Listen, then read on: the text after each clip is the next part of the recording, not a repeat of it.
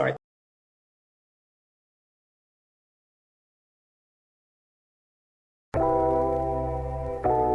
Like I said, I don't know who's more excited, me or the viewers out here, because when I tell you that when you agreed to come on my show, I was stoked, and I'm going to use that word because I was excited. For me to have such a legendary person that has been like you're an innovator, and someone, in my magnitude of, learning the industry and in music, I was like, wow. Hmm. I am floored and I am honored. So, for all the viewers, this is Level Up with Katina, and I have one legendary, phenomenal R&B artist, dancer, actor, film, and more. And I have no words for this man. So I'm going to welcome Mr. Grady Harrell to this show because I can't wait to hear what we have in store for his journey, the innovation, how he's moved this industry, the ups, the downs. We are ready. So if you guys are ready, I'm ready. All right. Welcome to the show. Welcome to the Thank show. you. You Thanks are for having me, welcome. Katina. I appreciate you. Wow. And so tell the viewers, so like for me as well, tell me, how did you get started in this industry? Like where are you from? First of all, where are you from? How did you, Yeah. where'd you grow up at and all those things? Yeah, I was born and raised in Los Angeles, California.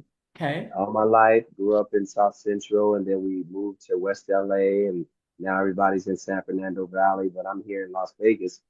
And I just had humble beginnings. I started, my mother was always into music. She was always singing and rehearsing with some group in the living room. And my grandmother was an opera singer. So music was, it Oh, was in wow. our genes. And I heard, you really gotta hold on. I heard that. And I'm like, who is this singing this, right? So I found out it was Smokey Robinson. And I was 7 years old. And so I just went and I learned all of his stuff from 7 to 12 years old. I knew all of his stuff, and I used to sing in the neighborhood to people and make money and go buy another record to to just learn all my Smokey Robinson chops and all his songs. And that's how I got started. Then at 12 years old, the Jackson 5 came on the scene, Oh, and wow. it was wild. I said, wow, young kids are doing what I want to do. I'd already been singing 5 years. And that's how I got started. Started a group. My mom, first I had three guys. We were called the Young Gents. And we did all the talent shows in junior high school and stuff like that. And then my mother told me to put Raquel in the group. She's my sister, Okay. 1 year older than me. And then we started a group, and my uncle Don, he named it Papa's Results. And Wow. it was a crazy ride for 7 years. We played you know, talent shows and after proms and Mavericks Flat and the total the total experience. Uh-huh. And we played all these wonderful um, clubs around LA. And then I guess Carolyn Franklin, Franklin's sister, she saw us performing and she told Aretha. So a lot of people don't know this, but we had to do a showcase for Aretha for uh, her and Carolyn to manage us. And Wow. and Aretha said yes. I have a one of those old articles in the newspaper Yeah. that were all that day, and Aretha was there, and it was just wonderful to just hang at her house with her son Eddie in Encino, California. It was crazy, and when she married Glenn Turman, I think it was 1979, Yeah. 78. We sang at her reception at the Beverly Hills Hotel with a big orchestra. First time we sang with an orchestra. Um, and Gene Page was the director of the orchestra. And then after us, her favorite group came on, the Four Tops. So that was just a thrill to us kids. It was crazy. There. So Aretha Franklin, so from 7 Yeah. to 12. Well, no, we were a little older when we signed with Aretha. Yeah. I was probably 17 at the time, and my sister Raquel was like 18, and the other guys were all like the same age. So I was 16 or 17 when we signed with Aretha. Yeah. And it was a wonderful experience just going to her house, watching her just play the piano. Now that she's gone, and it's just I go back on those times with her, and even though we never got a record deal out of it, just the time that I spent with her and her son Eddie and Clarence Yeah. and Kelp, it was just a wonderful experience being at her house. So I have those fond memories. Wow. And what was it like with her? Like, so when you guys came, now, was it your brothers, you and your brothers, or was it like other? No, it was just it was me, um, uh, my brother-in-law. He married my sister eventually, Brian Cox, my sister Raquel Harrell, Gilbert Edmond, and Madison Lowry. So it was five of us at the time. Okay.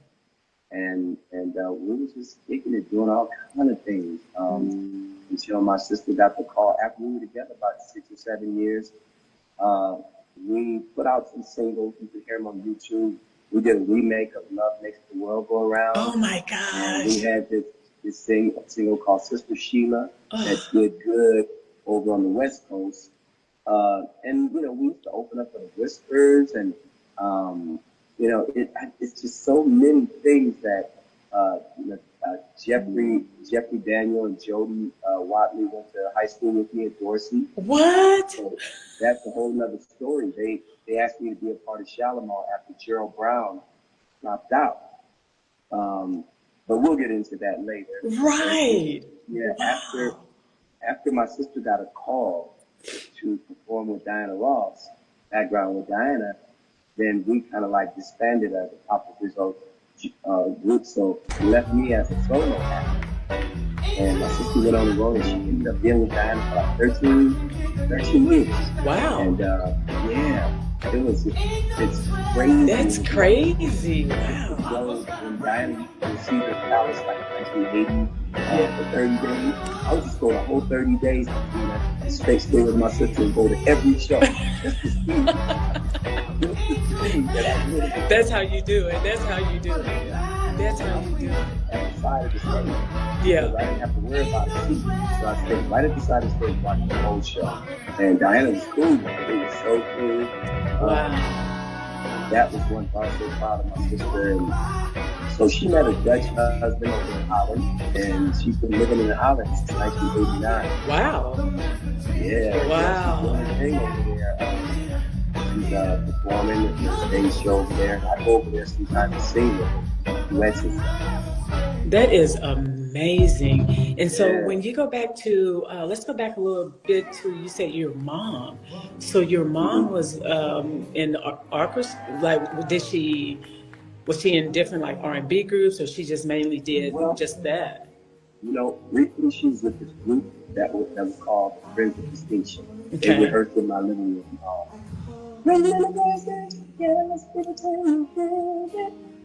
Before that came out, though, she had got out of the group, got pregnant with my brother, and then they hired Jessica Cleaves. Okay. And Jessica Cleaves was with Earth, Wind & Fire first on the very first album, and then she got with Friends of Distinction.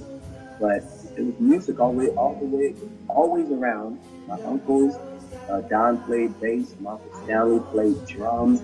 We used to rehearse as Pop of Results in my grandmother's living room. My grandmother sang opera, so we'd go to her little opera performances. It's music was always around, and that's how we started. So my mom, she's still doing it, playing her little piano, but she reads music. Yeah. That is Yeah. beautiful. So you mentioned, your mom has dementia, correct? Yeah, she's had some onset of that. Okay, Yeah. and so does her ability, like, does that really kind of enhance some of her childhood, like remembering, like playing on the piano and things like that? Well, I think it's a muscle memory for her to play the Okay. piano, because hers hasn't gotten that bad yet. So she sits on the piano, reads her little music like she's been doing all our lives, Ugh, and then play piano, and that's cool to get her playing in there. I'm like, well, that's cool because I had the social worker come by and they said that it's good for her to do that. yes. It's good for the brain. So, yeah. Yeah, man. Wow, this is like phenomenal. And Hmm. so let me ask you this question. So I saw back 1992, and I'm going to tell you, Michael Jackson, he was me growing up. You know, I had the glove trying to sing like him, got the jacket and things like Yeah, that. When I tell you that yeah. man is a legend all to himself, like what is your You know that. intake on Michael Jackson? Man, tell me, you did what was it? You were chosen by Jermaine Jackson to play Jackie Yes, Wilson. Tell us a little bit yes. about that one. I'm curious on this one. Well, you got to realize that all my life, I was 12 when they came out. Every time they came to Los Angeles at the Forum or at the Hollywood Bowl, I was there. Me and my Yeah. sister was there because, we were Jackson 5 fanatics like everybody else, and they were our age. So that was crazy. And, Wow. we did all their songs in our shows. So growing up, loving the Jacksons, buying every album that they ever had. Right. I met Michael twice in my whole life, but he never came to the set of the Jacksons, An American Dream. Everybody Oh, else came to the set. Michael never came to the set. Um, but uh, it was crazy every time I'm in their presence, whether it's Jackie or either one of them. I've been in Jackie's presence. Jermaine's more than anybody. But I've been around Jackie and all of them. They all came to the set and they're all yeah. very, very laid back and cool. But it was incredible doing that miniseries. I just was taking my kids on the audition.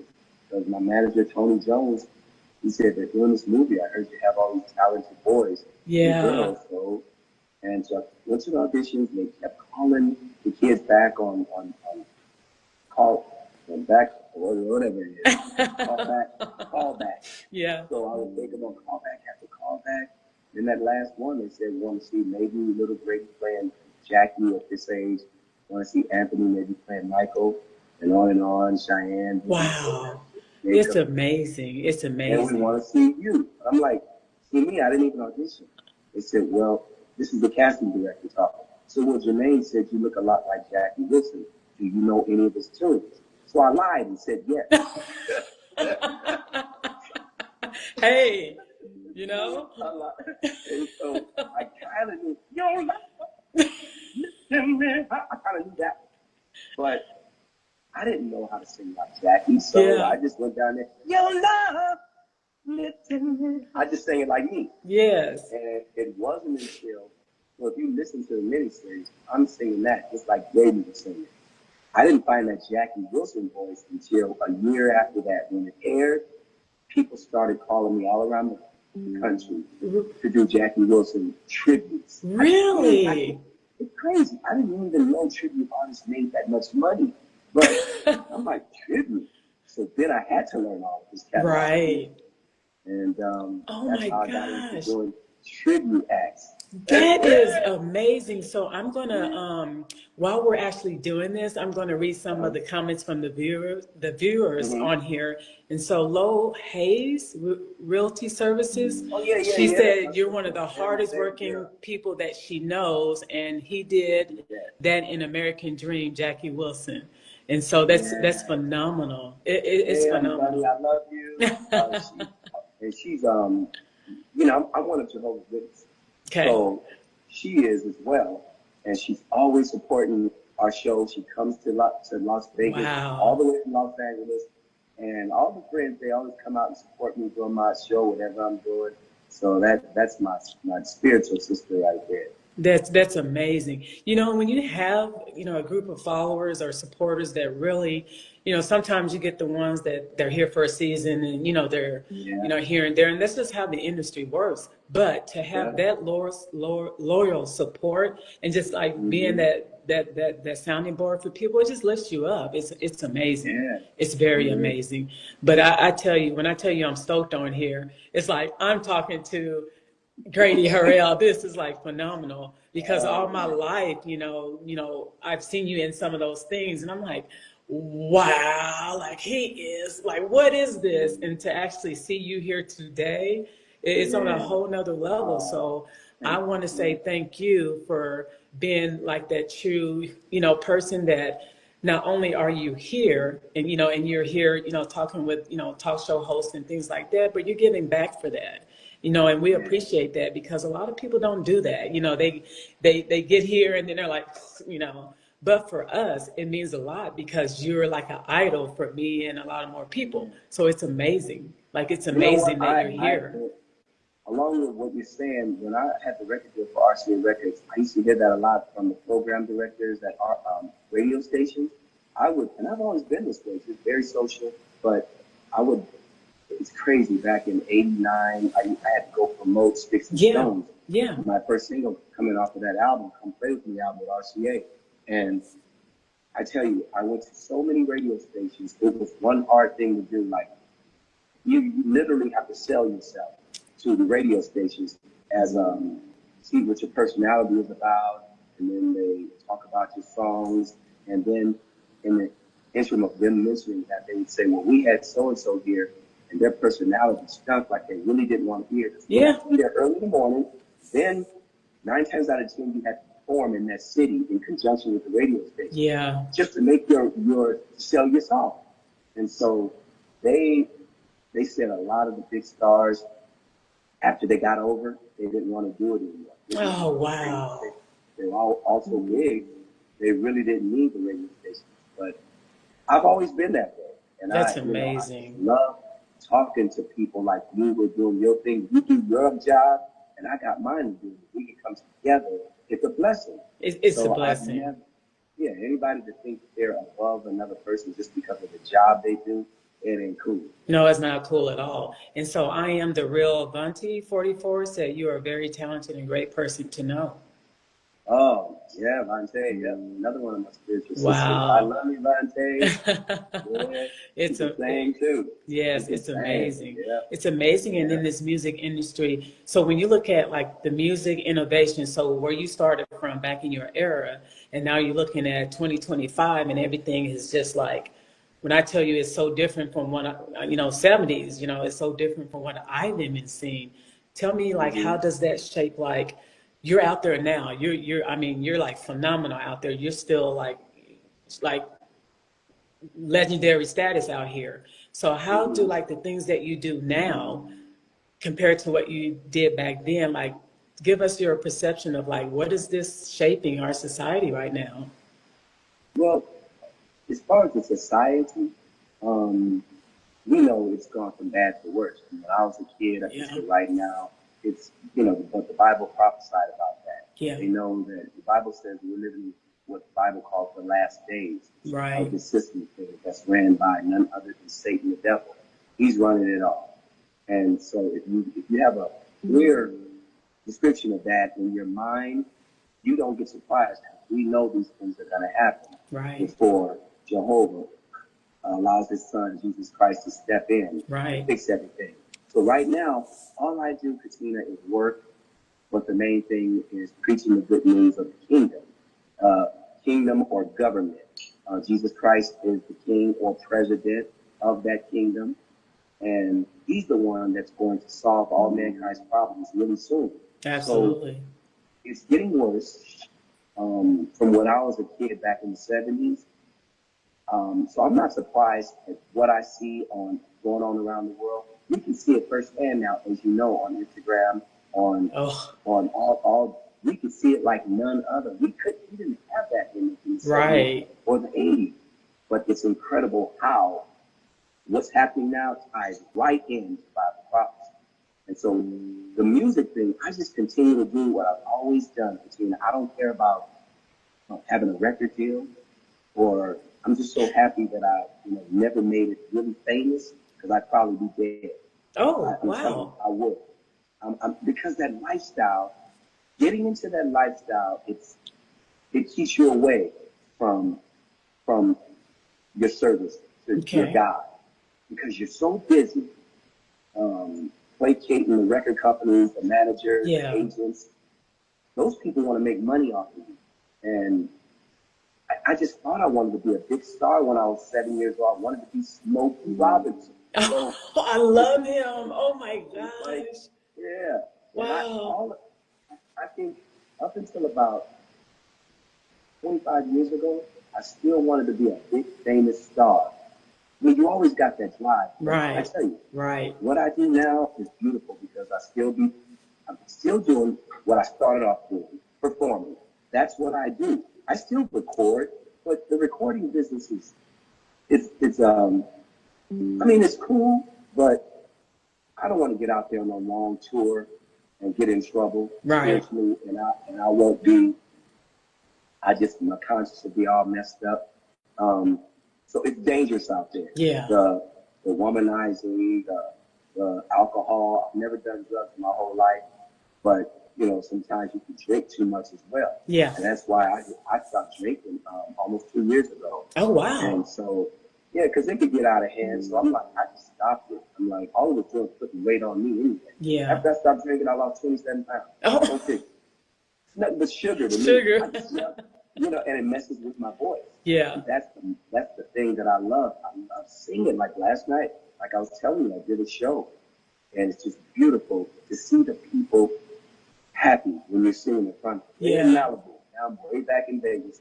So it never changes singing in front of an audience. That's what I do. Wow. And I learned how to sing. I still go back and look at the greats like James Brown and Michael and Temptations.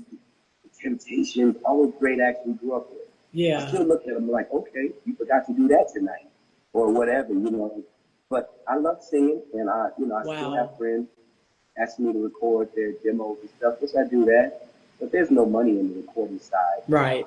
Not now, but you can get the money when you pay your rent doing shows. That's right. That's right. Yeah. Now, let me ask you, take us on a journey of like backstage. Like, what do you do to prepare to get yourself ready for these shows, even when they're ongoing? Like, sometimes I know artists, they go back to back to back to shows. Like, how do you mentally prepare yourself to get ready for this? That's a good question. It's so much fun backstage, unless, even when I'm doing a solo performance myself, but you still got the band back there. Everybody's cracking up. Everybody's having a good time. Yeah. It's like it's a sober party backstage. If everybody's got the jitters. Yeah.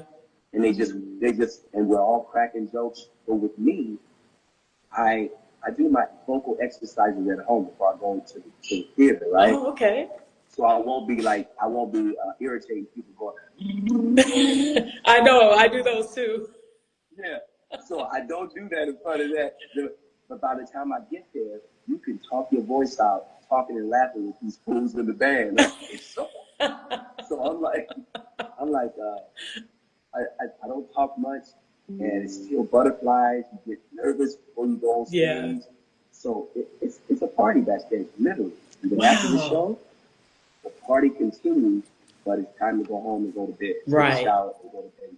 Because it's a lot of work on stage, dancing and sweating, and especially if you got, like, I go to Canada and I have these shows back to back to back. The party days after the after party for people like me, it's over. It's over. 10 o'clock, I'm going to bed. If the show's over at 11, I'm going to bed at 11:31. I don't even care. Right. And so, right. Now, is that tough on your body? Like, so when you, and I've seen like your history of like when you're going to like some of your Motown soul shows and things like that, but you're like back to back, like you're on the road, you're not stopping. And so, like, how does that, when you talk about body wise, like you said, you have to get the rest, is that something that you prepare for? Like, do you have to do things in order to keep yourself going? Do you work out? Do you exercise? Do you do any of those? Yeah, all of that. But you know what? On stage, it looks hard to you, but I know it's muscle memory. Okay. Even the vocals. Yeah. Your body knows how to do those steps you've been doing all your life. So it's muscle memory, and as long as you keep your weight down, you can do it. But the working out, you got to work out, and you start getting up there, and then it's what you eat. Like I eat 5 foods a day that my mother's eating right now. It's been on the sink all day. Anyway, garlic, honey, cinnamon, olive oil, and dark chocolate. And I tell you, if you Google those 5 foods, I've been doing it like 15 years now. If you Google garlic, honey, cinnamon, olive oil, dark chocolate, and see all Honeys. the beautiful things it does for your body. It's incredible. So every morning I get up, I cut up garlic, Yeah. literally cut it up, and I swallow it down with warm lemon water. And with honey and cinnamon, I put it in my tea. My mother and I, we drink tea every morning. Then Yeah. I add turmeric, ginger, and cayenne pepper with the tea.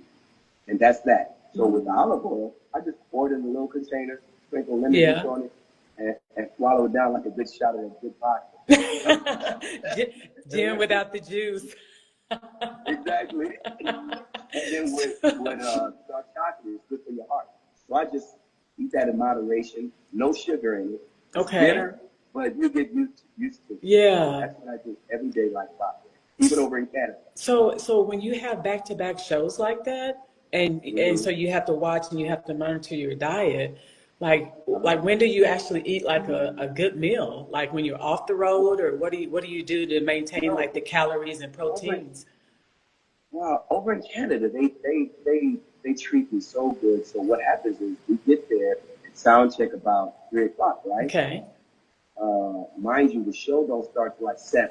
So then Paquette Productions, they ask us what we want to eat. They order for all of us, the singers and the musicians and the stage hands and everything. And then we eat maybe about 4:30. Wow. And then, yep, go on stage and I work it off.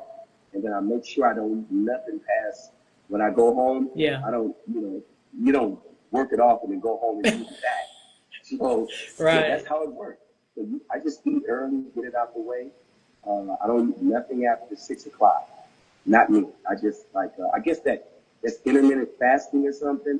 And then the next morning, maybe about 7 or 8, that's when I start with the garlic and stuff. And that's how I've been doing it. Wow.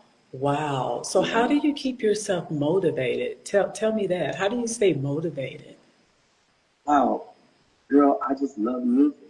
I love music, and you never stop loving music. You know, all sorts of music, whether it's country, whether it's rock, R&B, anything with a melody in it, Yeah. it keeps me going.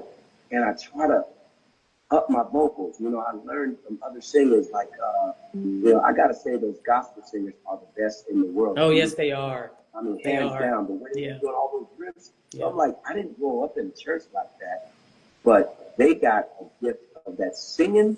Oh my goodness! So I listen to them like Marvin with the Winans or Jay Moss, and I listen to their vocals. I just be trying to do some of those vocal Yeah. exercises, so I try to up my game with that. I Wow. don't just be stagnant as to my music because you listen to Motown, they wasn't singing like that. No, you know, no. they were They was just like, singing straight, yeah. yeah, just straight for the Right. pop world. They didn't want to Yes. scare nobody off. So, but on stage, you can then put that little riffs in your stuff. Right. Uh, I just try to up my game with that.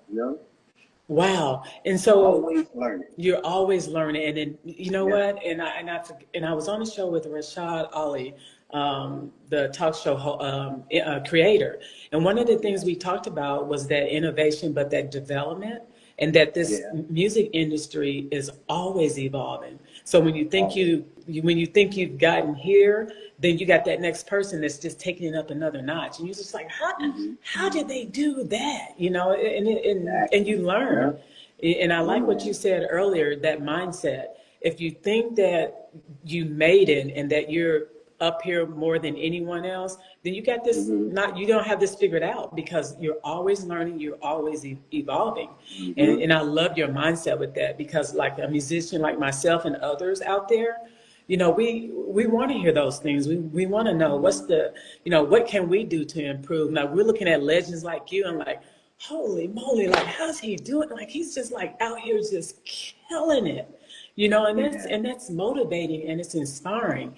And so for you to just give that gift of being here and sharing like, what helps, it's like you're like, I don't care, I've been there and done that, I'm here because we're Yeah. all in this together. And I just Yeah. salute you Because for in the that. music business, as you know it, there's some ups and then And there's some downs. that's But right. if you keep with the performing, I mean, if you don't use it, you'll lose it.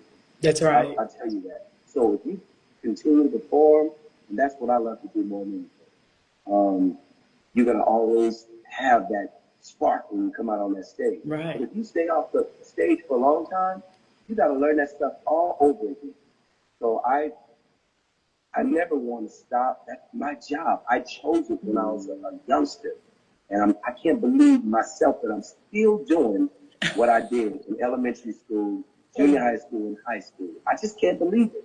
Sometimes I'll look at some videos of myself, Yeah. and I'm like, It's, hey, dude, you're still, all my high school pals, they always like, dude, you're, do you ever get tired? do you ever get tired? I'm gonna tell. I'm not, and this is a question that I was actually going to ask you. Mm-hmm. So, looking at your videos, and you do tributes to like Michael Jackson, The Temptations, Diana Ross, The Supreme, Smokey Robinson, Stevie Wonder, Gladys Knight, and the Pips. And I just saw something recently, Luther Vandross, like you did like a tribute or something for that. No, that was my friend Jazz, the entertainer out there. He does me. Okay. So I don't even touch that. You He don't. sounds just like him. He moved like him, and I just a lot of us black artists out here in Vegas, we support each other. So I'll put their Wow. invitations on my site to let people Okay. know they're out here doing something. I don't just put my own stuff on there. But so he does that. Yeah. Wow. Well, all I want to know is how do you do it? How do you memorize? So, like some of the tributes that you've done and the moves, like if you go on your Facebook, Instagram, like you're Hmm. dancing and singing and you're moving just like these people. Like, how do you? How much time does it take to learn the step, learn the moves, like do what you're doing and just keep going with it? It's insane. Well, after the thing is, man, I never thought about it until after the Jackson miniseries, '92. Never thought about.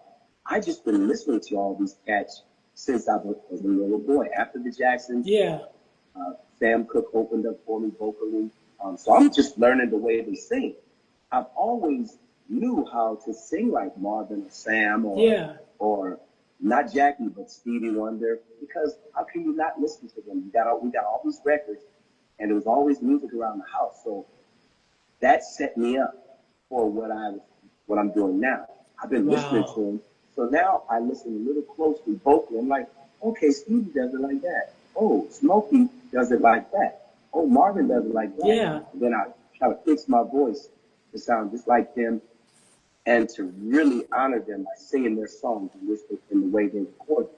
Now the moves, the hardest move to do is the Michaels and the James Brown. I Okay. mean that I do one Michael song in Canada, which is "Blame It on the Boogie" with the girls behind me, Yeah. and that I'll be after I get off stage, I'll be like, Oxygen. I need some oxygen. and then I do a James Brown medley, and that is fun. Yeah. But some of the stages don't be slippery, and Right. it makes me mad. It's not like hardwood floors like it used to be back in the day. So some of those stages in Canada, it'd be like dancing on cement is not fun. No, it's Cement not. painted back, Yeah. black, and so that's hard to try to do those James Brown moves. But I try to do my best, and with the James and Michael, that's the hardest. Anything else, you don't have nobody dancing like they dance. You Yeah. got Chris Brown and you got Bruno Mars Y- now doing their thing, but really Nothing. dancers. Marvin wasn't a dancer. Smokey wasn't a dancer. Jackie Wilson was. It's fun doing him. I love, but it's muscle memory. Yeah. Sam Cooke definitely Sam wasn't a Cooke. dancer. He had two left feet. He said. So it's easy doing the ones who don't dance because I can Yeah. vocally get them out. But Jackie, James, and Michael are the things to up my game and continue to learn more of what they do and try to Yeah. improve it. Yeah. Wow. And so what about international tours? Are you doing any of those? Like what is your history Um, there? I'm gonna probably go to the Netherlands over there. Okay. They love black artists over there. Anywhere outside of the United States, they love us. In China, in Japan, Yes. and over there in Europe. Oh man, they love it so much, Katina.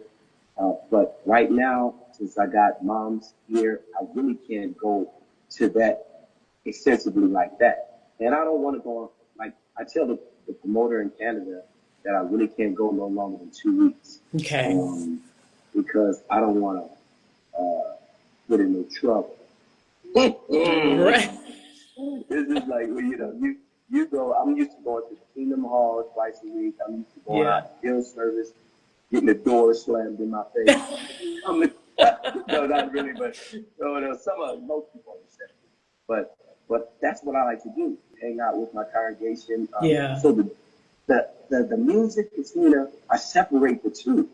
My whole life is based around spiritual things now. Okay. And as you grow older, you become into a closer relationship with God. Right. And you know what's going to happen. You know He's not going to allow anybody to destroy this beautiful planet we live on. That's right. I always liken it to, if you owned a home, Katina, over in Beverly Hills, California, big, beautiful home, right? Yes. And you leased it out to people. And every 3 months, you go check on your home. And you see that they were destroying your home. Would you, number one, evict them from your home, or would you destroy the home down on top of it? Absolutely. Yeah. You would naturally evict them. Home. Exactly. So Jehovah will evict these wicked people from the face of the earth, just like He did in Noah's day. Wow. And it's going to happen soon. It's getting closer because there's so much damage being done now to each other. People are just hurting each other, and the food prices are going up, just like the everything, cost of living, yeah. Everything.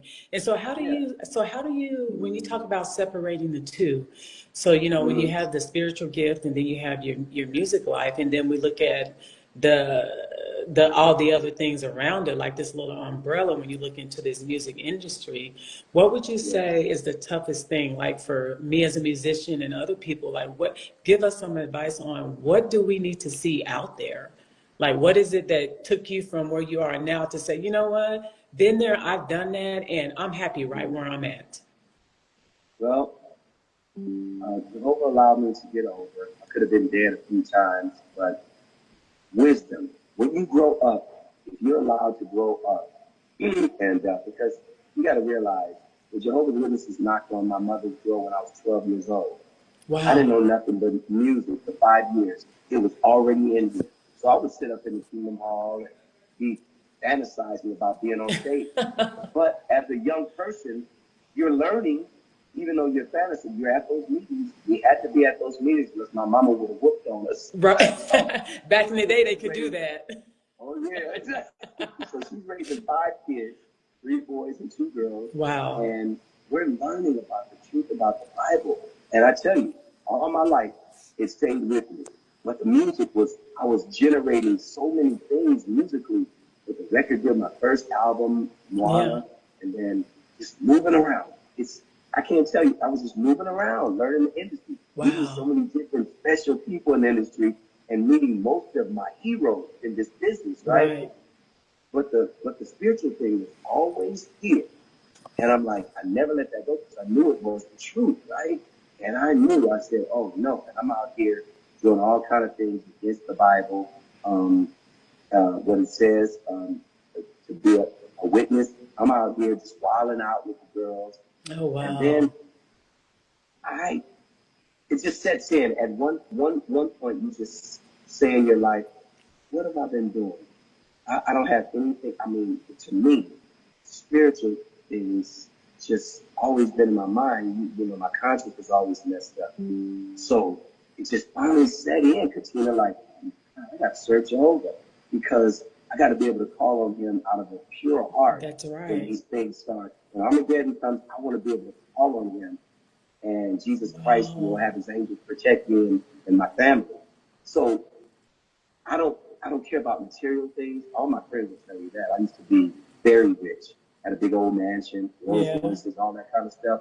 You're not happy. I was not happy. I said, oh my goodness, this. Wow. I had maids. I had all these kind of things. All my friends will attest to that, and it was nothing to me. I said, wow, because I wasn't right with Jehovah.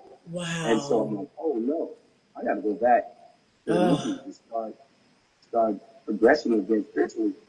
So once you balance it out, you can still work, doing your work, but once you start letting your work get ahead of your service to Jehovah, something's wrong. that's And so right. I keep it at bay. That's I don't right. want to be, yeah, it's crazy, but I love Wow. what I do on Oh, stage. But you know what? That's only 2 hours. You know, like my next show, I had one last night. I got to look at my schedule. It's but I think it's either next weekend, and a lot of them are just on weekends. Unless I go to Canada, then it's like on a Thursday, Friday, Saturday, and yeah. a Sunday. We might have 2 days off, and then again four Yeah. days. It's 4 days for some. I know. You're like, I need Man, these 4 days off. man, I sleep all day when I got my Really? time off. Oh yeah, Wow. 4 days, and that Motown show in Canada is so wonderful with the Tonettes. It's incredible. If they come on do their thing, then they invite me on. I do my thing. Then they come back on. I get redressed, go back on. Oh Then my God. it's always tennis match. Yeah, Wow. Now, is this the one, the Motown Soul that you're doing in September? I see you have two yeah, things. So yeah, I saw that with the yeah. Tonettes.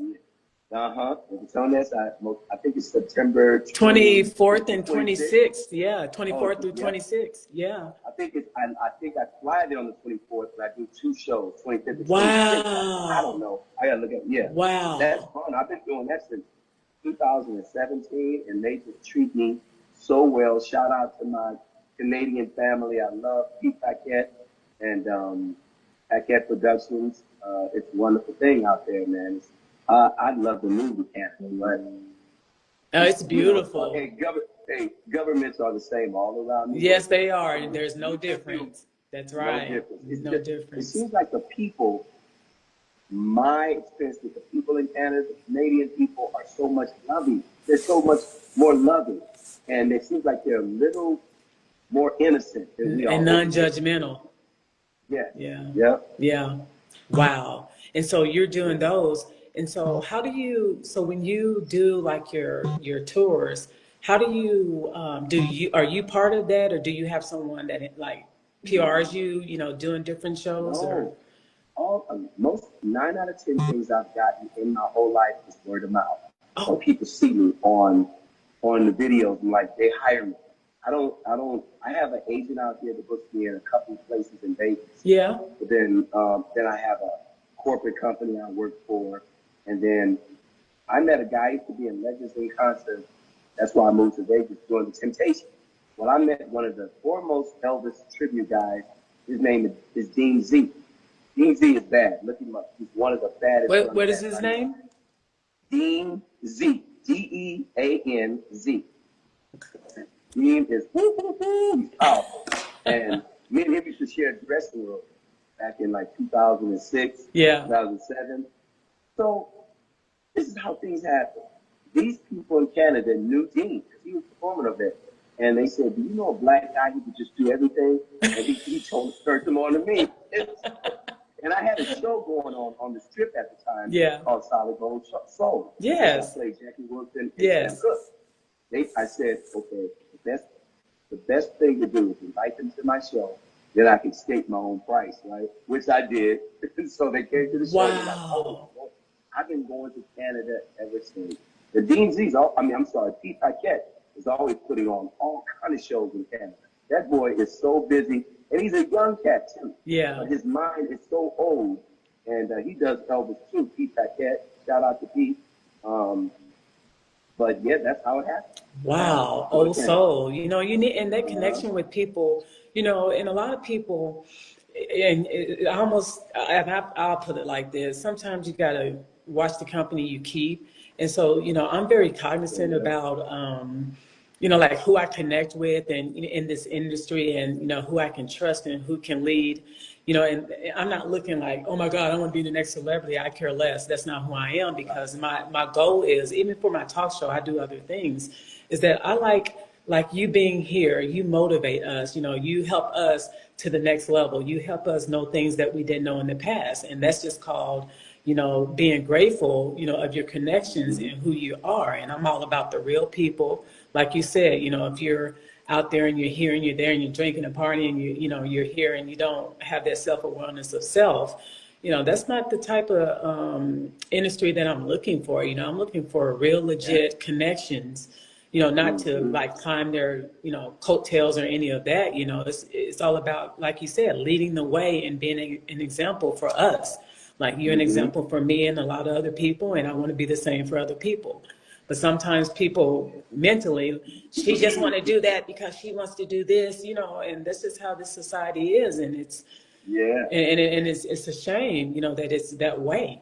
It's really a shame. Once you understand it, though, you know how to navigate your way That's through it. right. And I tell you, as you get older, you can read a character and you know who to That's right. fraternize with or who to stay away from. That's right. And that's a good thing about getting older too. You just read characters and you know if they up or if they're down. That's you right. Just stay away. If That's you got to right. do business with them, do your business and go on And home. going home, and don't get caught up in all the other business, because it takes you nowhere.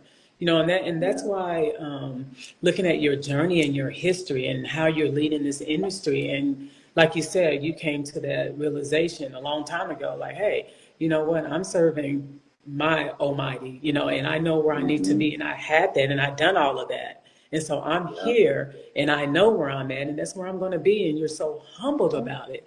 Like you do your stuff and you move on. And that's, when I tell you that's like 100, that's just 100 for me. That's just 100 completely.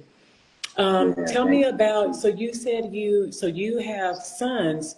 So do you do a lot of things with them or like now to today, or like tell me a little bit about your family? Well, yeah, so I have 7 sons and 3 daughters. Okay. And I raised the boys to sing. The girls didn't want to. Winter was too scared and shy. Yeah. So Winter didn't do it, and Autumn, she's too shy. So the boys, though, they're all incredible. They're called, they've been in different groups. Yeah. Grady and Anthony, my 2 oldest, they were in a group with my niece, Raquel's daughter, Katina. Okay. And they just took on our name, Pop Results, when they were in the teens. Wow. Early teens. Yeah, so I had them on stage with me at early ages doing a lot of things. If you listen to the Jackson miniseries, that's Anthony singing all the Michael Jackson parts from a little boy up. So what? Look at the credits. That's Anthony Harrell. Yeah. I was sitting right next to him, showing him how to phrase the things like, because I grew up with Mike, so I knew. So yeah, look at the credits. Your son? Anthony, yes. Anthony Harrell. Oh, wow. Uh-huh. So, yeah. So, anyway, I started teaching them at young ages how to sing. That's all I knew, as well as the Bible. So, they're all spiritual men as well. So, they start growing in the music. I mean, so then they got a group called Brother. Okay. With Grady, Anthony, JR, Cheyenne, and Jacob. And they were doing their thing. If you look up Brother on YouTube, you see all the beautiful videos on BRUTHA. Okay. And then for whatever reason, they decided to go in separate ways. And Jake and Papa, they're still doing their thing. Jake and Papa are brilliant. And I can't believe how they've grown. And my son Papa, he shout out to Papa, he's got a clothing line called Real Ones Still Exist, Rose. And they're just incredible. Their music, if you look up on YouTube, iTunes, all platforms, you can see since them and their brothers decided to just take a break from each other, Jake and Papa have put out about 11 projects. Oh, wow. And they're all on iTunes and Spotify and all that stuff. So they're always working on their music. Grady and Anthony, they're always performing live. Yeah, they perform live, and they did a show last night over in I think they were in Denver, Colorado, doing a show, Grady and Anthony. Oh, wow. This JR, amazing. Yeah, it's just full just circle. Creative. Yeah, it's a creative thing. When I see them creating, I'm like, wow. You know, I'm Yeah. mesmerized by my own kids sometimes. You know, Well, as you they're know, they making learned. They music. learned from the best, Yeah, you know. And let me ask you yeah. this, you know, since it's your kids, Hmm. how so mentally, and you know, us as kids, you know, we're always like, oh my God, my parents. How was it like? How was it working with them? Was it tough? Like, was it like, okay, son, you're gonna get this right, or you know, you're not gonna eat tonight? You know, how was it? Like, what was the history behind it? Each of them will tell you different. Grady would tell you that I whooped them into shape. Like, dude, why'd you whoop us like that? Uh, Cheyenne and Jacob and Kirby, I didn't have to lay a hand on them because they just smooth. They're easygoing kids. Yeah, Grady and Anthony, which we were mostly like brothers. So, you know, they they were good learners. I hard on them at the beginning. Yes, I was. Now they look back and say, "Thank you, Pop. We're making a living because you taught us how to do this." that's right. So, but it's just it was so fun, and it still is when we sing together on stage. It's just fun when we all get together and sing. Like if we have family day, we'll get all together, and you know they always Dad. I'm like, come on, man, let's sing together. That's what we do. So we'll sing Wow. together. Yeah, Amazing. yeah. And so So it's fun. Low Hayes says, Uh-huh. not Joe Jackson. I guess you could say that, Lord. I'm gonna have to Oh mark that man. one. I think I'm gonna pin that one, not Joe Jackson. I love it. And Yeah, so, for any of yeah. you viewers that are on here, please ask questions. You know, I'm reading your comments. So, if there's anything you would like to ask Mr. Grady, you know, just put it in that comment section, and I'll make sure I catch it for you. And so, tell me a little bit about your music and albums. Like, what have you produced? Are you working on anything new? Like, tell the viewers, like, what's your next steps, your next albums or songs? You know, with the recording, Katina, I don't even like to talk about that because Yeah, everybody's recording these days. yeah, It's like everybody. it's no big deal about recording to me. I mean, I'm just speaking for me, not other artists. Because Yeah, when I hear people saying, "Oh yeah, I'm recording my album and I'm gonna put this out," and yeah, how many people do you hear say that a day? About a a thousand. thousand. So everybody's recording. So do I record? Yes. But is it a big deal? No. No. Probably because I've been doing it so long. And when I did have a big machine, I signed with a big machine, whether it was MCA Records or whether it was RCA Records. You would think that with a big machine like that, and then my song "Sticks and Stones" go to #4 on the R&B charts, and they promise to cross it over to the pop charts, and then you learn the business, the lying, the politics in it, and you learn how other big artists try to shut you down Yes, because they see you coming up, yes. and you know that's what happens in the business of music. I didn't Wow. believe that other big artists would try to shut me down, but you know I got it from word of mouth that that's what happened to my recording career. But I don't I don't trust the recording career. I just go out and do what I know that I can make money on. And I count my money, and then I can sell my merchandising after the show. That all goes in my pocket. With the record companies, you don't know what they do. What they're And doing. Absolutely. yes, but what is good now that people can own their own music now. They can put it out themselves. Um, and like Jake and Papa are putting their stuff out, and so many other young artists. That's a good thing. But when you sign with a company, oh my goodness, that ain't good. It's almost like your tag, not to sound like you're branded or anything, but it's almost sound like your tag. Like, you know, your rights is somewhat your rights, but you know, when you sign to a record label company, it's more of the industry of, you know, this is what we're going to set, this is what you can do, and this is what we need for They you to own do. you. They own you, pretty much. Yes. Yeah. Because, you know, when I was with RCA and I dropped those two albums, and you don't know that everything they spend on you, you got to pay that back. Um, and Right. they really, record companies, they're not to be trusted at all. Well, you know, Do they're your kind homework. of declining in I this know. business too. Have you That noticed that? exactly. That Yeah. that is that's great. That's Yeah. great because people own their own stuff now. Yeah. You don't got to be a slave to the record company no more. So the young kids, they know what's happening. They record their stuff right in their bedroom, and they put it out digitally.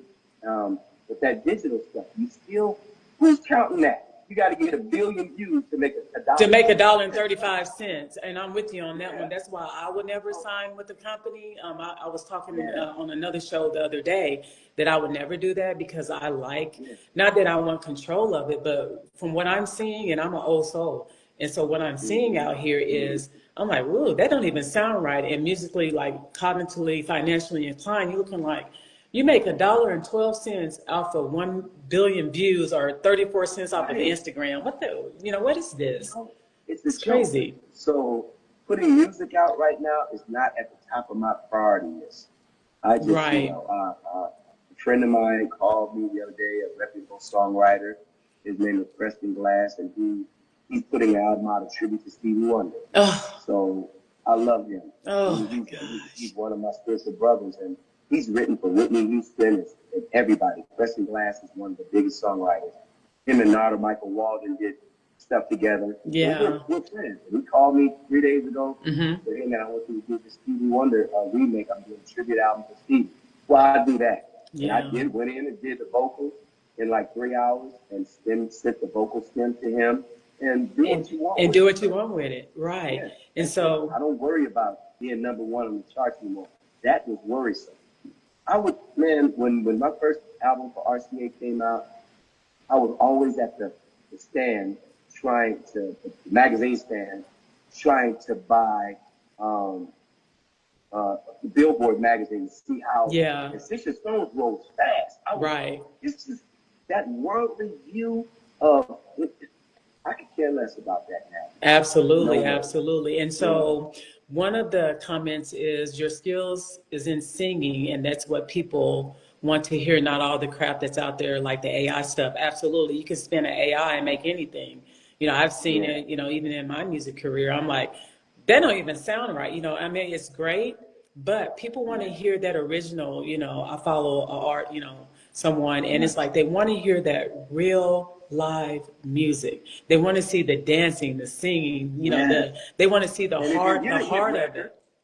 right, if you get a hit record and you can't go on stage and perform your hit record and give them entertainment movements and Yeah, stuff like that, well, you won't get them coming back to pay more money to see you in concert. that's right. So you have to learn how to sing and dance and stuff like that. Go get dancing dance. I took jazz, modern dance, all that. Oh, All that kind of jazz, stuff I that's took my back in the day. favorite. Yeah, Yeah, because you had to do it. Michael had us doing all that. I Michael know, was right? Michael Jackson. Well, he had us all going to the dance studio. That's right. He was like, Yeah. if we can't be nowhere close to what he's doing, we got to at least act like we Oh, can. talking about upping your game. You That's got what to he up was, it. Yeah. And one of the questions was, what was the greatest achievement musically in your career? I would say, because people judge it by charts and stuff. Yes, How, yes. so there were two that came right to my mind. Sticks and Stones went to number 4. And I Right. tell you, to be recognized by your peers everywhere I went, they're like, whether it was Final Wine, that you the next one. Whether it was Aaron Hall from Guy, Teddy Wright, Grady, your vocals are like, just to hear that from my peers is crazy and more, So that was beautiful. But working with Stevie Wonder Oh, on my first album, we could do 2 tunes. This is somebody I grew up listening to. yeah, So Andre Cleveland got Stevie okay to do 2 tunes, and they're on YouTube. One's called If Ever, and yeah. the other one I did a duet with Tyler Collins called You and Me. Stevie, just being in the studio next to him, just me and him, it was surreal. It's a dream come true. Wow. Those 2 things, working with a legend like him, was crazy. And you've seen the grades, you've been with the grades, and here you are still today, just as humble, as if you started like the new kid on the block, and that's amazing. Yeah. One of the And questions. one other thing a Mhm. lot of people don't know, talking about the grace. When my career kind of took a slump, talking about humility, I went on the road with, first of all, Vesta Williams, singing background with her. Uh-huh. That was great. But then I went on the road with Miss Patty for like 8 months, Patty LaBelle. Patti LaBelle. Oh That my was, God. that was I mean, meeting all the big artists, and Uh, then I was a part of the jazz band. Wanna see you with it? Don't think you right. That was yes. great doing with them in that we was on the shows with the Gap Band, Roger Troutman and Zap, Atlantic Star. And so, I mean, just meeting all those people I grew up listening to, just being a part of the jazz band, shout out to Bobby Harris, it was crazy. And being on the road with Patti LaBelle over in Europe, doing the North Sea Jazz Festival and meeting James Taylor and James Brown and Al Jarreau, all those That's people. crazy. Oh my goodness, it was. I Oh mean, Miss my Patty is God. She's, you know what, they're, you know, quintessential, yeah. yeah, her And, and Michael, you know, I'm sorry, they just shut it down for a lot of things. yeah, So that there's nothing else I can speak on it about them. They're just legend. They're iconic. yeah. They're very iconic. And so if there was one person from one of the chats, what artist would you love to collaborate with right now today? What artist? Bruno Mars. Ah, tell me why. Tell us why. Why? What's the connection? My sister's always saying, Judy, that's your son. Everybody look like me. It's my son, right? My sister Tracy. But because Bruno's got that vibe like me, and his voice and mine are kind of like similar when we sing on our nationals. Yeah. So we could do a wonderful duet together. Bruno, I would love to do one with Chris Brown. I mean, that new album is nice. And Mario. Mario. Woo! See, I like them young cats. Yeah. Mario's new album, I cannot stop listening to It's crazy. It's crazy. Just It is that voice crazy. is so soulful. So those three are at the top of my list. Really? Yes. Wow. And so when you look at connections, like, And my girl Brandy. I would love to do something with Brandy because she's family. She used to go with my son Anthony when they were kids. 16 years old. what? Oh yeah, she was always at the house. Her and Ray J. I mean, Brandy is. If you look at her album, Yes. the first album, Yes. the back of it, we were so close. She thanked us all of them. Big Grady, Little Grady, Anthony, Terry. We were all like family. So yeah. Wow. Wow. And so with your style, so let me ask you this. So with your style, so when you look at the Bruno Mars, Chris Browns, and the Brandys and Marios and other ones, and you look at your style and who you are as an artist, actually a legend. I call you a legend. You know, you may look at it like, yeah, I took a slam, yeah, but anyway, you're out there, you're making this thing happen. You're innovative, and what you bring. And I'm gonna say it like this: when you talk about Michael Jackson and you talk about Patti LaBelle and you talk about all the greats, you work with them, you've been around them, you've seen it all. But when you look at yourself, you know, as a person that's out there doing it, even if it's a tribute to whoever, if you look at, like, if I'm looking on the outside in and I'm looking at you and I'm looking at the grades, you're there. And so when you look at this and I'm just like, gosh, this man is like phenomenal. Oh my God, what is it? And you're still out here doing these things. How does that connect with you when you're looking at, you know, Bruno Mars and the Chris Browns? Like, how do you see yourself fit into this circle of the new and, you know, upcoming artists? Well, you know, Bruno, he reaches back.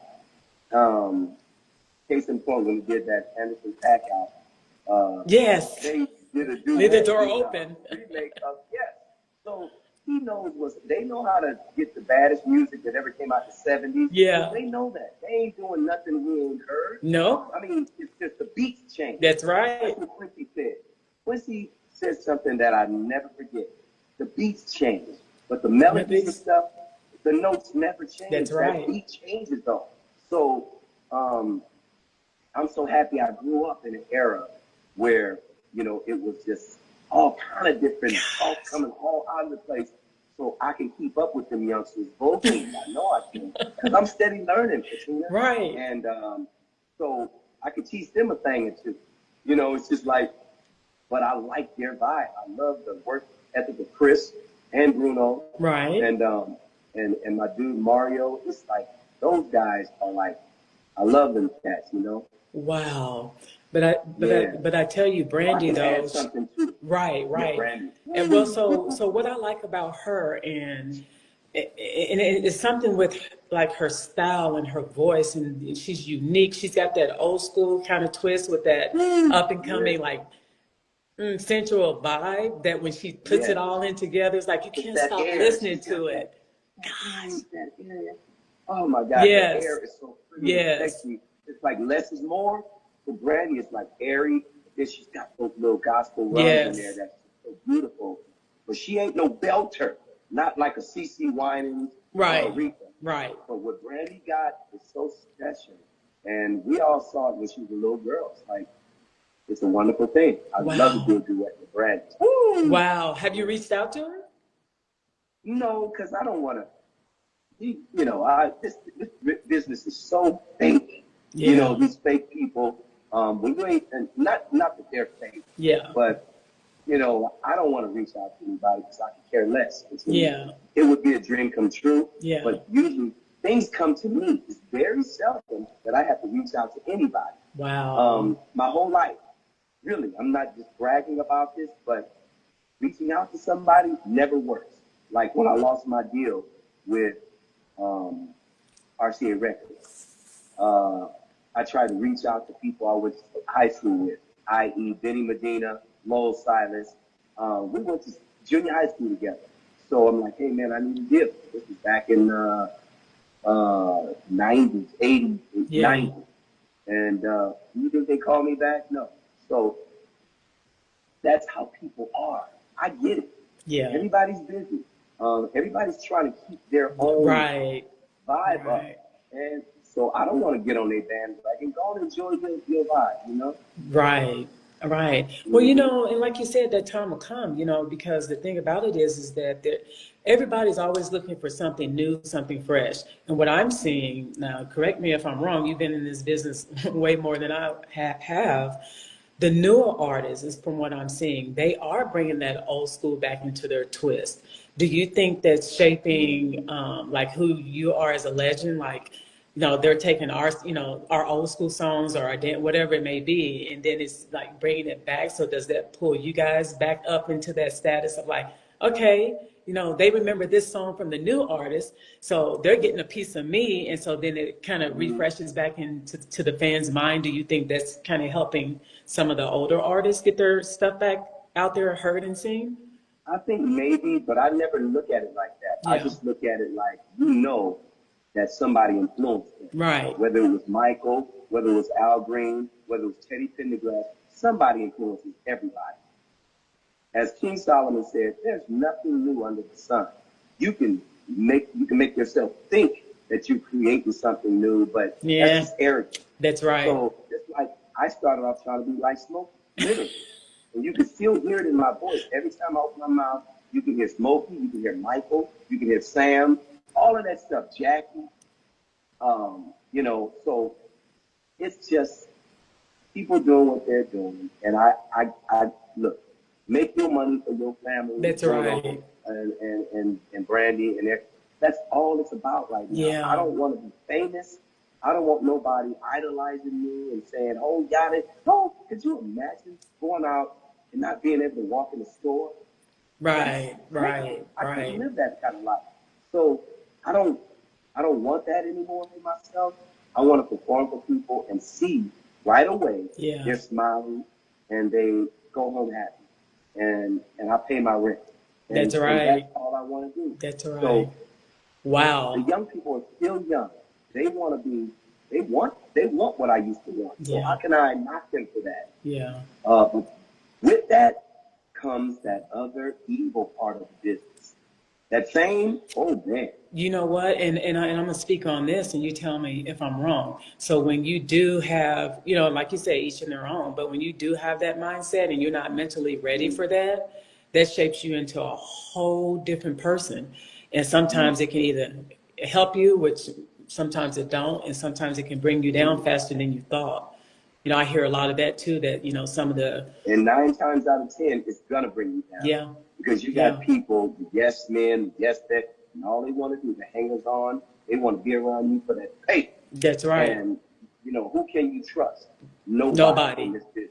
nobody. So they want to separate you from the people, your family, and then you distance yourself from your family little by little. the ones who love you. That's And right. then you stuck with somebody who's just making money off you. I don't want to be like that because when I had money, now that I'm older, I think about the people that used to probably lay in their beds and try to think about how to separate me from my wallet. I would get the Wow. people would come to me with the weirdest stories, and I would give them money, and I don't regret that. Oh, And wow. now I know. Oh yeah, now I know. So that's why I wouldn't reach out to nobody because everybody else is reaching out to them. Right. Ain't no way I'm gonna reach out to Brandy or nobody else. Yeah. Jehovah's taking care of me. That's That's who I reach out right. to. Wow. Yeah, help me pay the rent, Father, this month. Then gigs will come, That's right. and then I'll give back to the funds and And the witness and fund. So, and what someone just said, and this is the truth, the big I think it's mm-hmm, big I is a Texan at heart, mm-hmm, humility at its finest. So when you know where you are in this world and you don't let anybody waver who you are as a person, mm-hmm, the great things will always come to you, point blank. So I love your mindset. I love how you're bringing that innovation and you're keeping it real. And you're keeping it real to the fact that you're not allowing anyone to persuade, to convince. You're doing your own thing out here. And no matter what yeah, everybody else is doing in this world, you're keeping it real. And that's what we like to see and what we want to hear because you know what? A fan would rather see somebody keeping it real and honest on that stage than someone out there just to be out there doing their thing and like, oh, I love my fans. And then at the end, they mm-hmm, have no respect for them at all. So, you yeah. know what? I applaud you for that. And I'm going to always Thank applaud you you, for that. thank you, It thank means a you. I lot. It appreciate means a lot. it. That's my. I can only say that that's my spiritual foundation as one of Jehovah's Witnesses. Yeah, It keeps me human. that's It right. keeps me because you know the Bible says that Jehovah is a jealous God. I don't want nobody idolizing me when they're supposed to be idolizing Amazing. him. Even his son Jesus said, "My Father is greater than I am." Idolize him, pray That's to him. right. So that keeps you foundation because I mean, could you imagine somebody just falling out over you everywhere you go? What must that do to the human frame of mind? Mine. Even even I got kind of sidetracked because it gets hard. I'm gonna tell you, all the young people that's listening, especially if you're a male, you get girls who are coming out the woodwork. And I know Yes. you know this, and everybody knows. They're Yes. waiting backstage, and you can choose whichever one you want. That right there can get you in a whole lot of trouble with him up there because, you know, it's a strict disciplinary lifestyle you Yeah. must live by to do the things pleasing to him. And all that having sex with a gang of girls don't come with it. No, it So doesn't. that's hard. And then it makes you treat women different. That's right. When you get out there No and a respect. man, you don't respect him. Yeah. And then you'll get married to a girl and you wonder, what and you get into the lifestyle, it's like a drug. That sex is like a drug, Mm. and it messes you up, literally. I mean, this ain't nothing new. You read all the old artists, all the old artists back in the day. They, all the womanizing, all Uh, the stuff like that. It messes you up in the mind, and it's hard to get back on track that's to right. be that person, to be settled down with one woman, marry her, so you can be legal in God's That's eyes, right. and be faithful to her. Right. That if you come from a background like I did, it's hard. And you look back on your life and you say, how could I have hurt her like that? How did Yeah. I do that? But it's too late. The damage has already been done. That's right. That's what this business will do for you. Wow. So, Wow. yep. Wow. You know what? And you know what? And I'm going to say, but the viewers need to hear this. Don't put it in file Z, put it at the top of your forefront because, like you said, in order for, artists or whoever to respect the game, and I call it respect the game, you got to be true within Mm-hmm. yourself. And so if like you said back then, if this is the habits that you kept, and God forgives, everybody make mistakes. We get it, Yeah. but learning from those mistakes, like you said, and understanding that, what it used to be is not what you're going to continue to be, because at the end, when you lay your head down and before we lay our heads down to rest completely, what is that going to look like, when it's your judgment day? What is that going to Yeah. look like? Mm. Right. Wow. It's a real rocky road in this business, Yeah. and you get with you living it. You think you can get away with living that lifestyle. No. You got girls that'll set you up. You'll Yep. be in the court of law. I see Yep. it all the time. I know All I'm the in the industry time. too. So Or if you they're, really have, yeah, yeah. you gotta live a quiet life Yes. now. You Yeah. can't be, because social media ain't nothing nice. No, it's You not. put yourself, Oh, you me. put Trust yourself on me. blast like that, you will Yeah. be done. Yes. So And it's a you pay your shame. fees. But you know what? It's a shame that you have to, so let's take it back to our era because I'm older, so I'm right there almost where you are. And when you look at, like you said, we didn't have all of that back then, right? So we didn't have all the social media and things like that. And so, like, for example, relationships, just like, oh, this person did this person and it was done. You get on Instagram now and if they ever had a thought, if you connected with someone, you got all the trollers, all the women, all the men, and it's like, wow, you can't even represent who you are as a person because of all the other garbage that's out there on Instagram, or people, coming to you, making act, that's my man, this is my man, it's unreal out there. And so you said it best. You Yeah. just And gotta, some people love all the attention. yeah, I They're see. attention seekers. Now Yes. me, I grew up to do only this, singing and dancing. I will post my videos because it gets me more work. Yeah. But I think now the attention is not on me like that. And I don't want a lot of attention like that. I just want to do my job. And people, it really, really, everybody wants to be liked and Yeah. loved. Right. If you say you don't, but to be worshipped and all that, Yeah. I appreciate when people say, Grady, I love your drive, the way you perform on stage. It's wonderful. Thank you so much. Yes. I made you happy tonight. Bye-bye now. And that's it. That's it. That's Yeah. it. Because if you give, and it comes back to that connection of if you give, if you true to yourself and you give, for example, you're a man. So if you give a woman that inch of that you have something connected there, they're going to run with it. I don't care who you are. And just think about thousands of fans coming to you and, respectively, if you have a girlfriend or whatever. And, they're, oh, Grady said I was the best looking person in the world, and mentally that just messes up. Like, it just turns people, and people don't understand this. As an artist or a person or a human being, I don't care if people believe it or not, it's always in somebody's forefront, really, who are you? Because some people will believe that garbage, and it's kind of like, Yeah. who are you? Is that really true? And that's when you get all Right. the paparazzis. And so you're right. Do your work and go home. Right. And a lot of entertainers, they unfortunately they fall in that bag, Yeah. and they get arrogant. Yeah. They think that Everybody wants them. Yeah, like give me a break. Yeah. Dude, I don't say anything, but I run across that all the time. Yeah. Who do you really think you are? You ain't nobody because you can sing. Give me a break, dude. You gotta answer. You gotta answer to somebody. Somebody. And you know what? And I don't know if you want that answer to be either the good one or the bad one. You make your Yep. choice. You made your bed. You sleep in it. So someone asked me, "Will this be on Instagram posted?" Yes, it will. And then also love this candid raw conversation.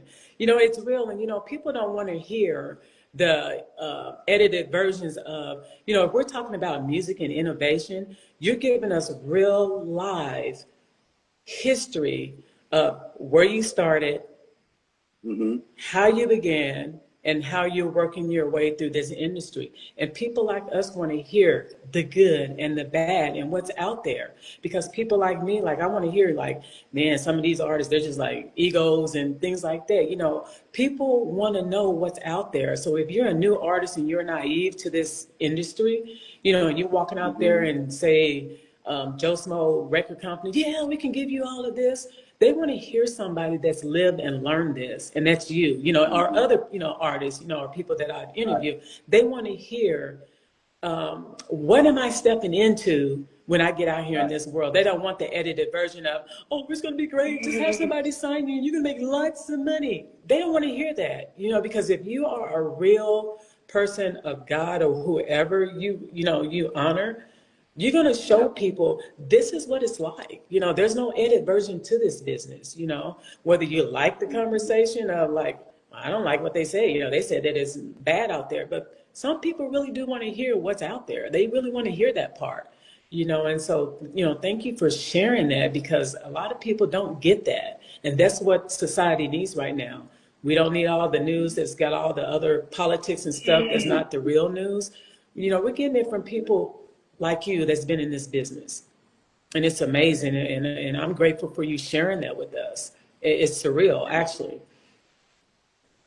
And then Always. one person said, that's why I told my wife that if I ever come into money, I'm keeping her on lock. She was with me, loved me at my poorest, and I'm going to make her a happy wife till the system comes to the end. Yeah, yeah. Nice. Yep. I That's like right. that. I like that. Yeah. Wow, that's amazing. And Incredible. so tell me, how do you, so when you're on stage, like take us through, like when you're on stage, and this is what I wanted to know from the beginning, because I love to like understand the human mind and like when you're on that stage and you're dancing and you're singing and you know you got all these fans out there watching you, you know, take us through a journey in your mind, like the emotions and the connection, like how do you feel like when you're out there entertaining? You know, oh wow, that question is so incredible because right then you made me picture myself on stage. Oh, And for me as an artist, I'm looking at everybody's eyes. oh, This is what you do. What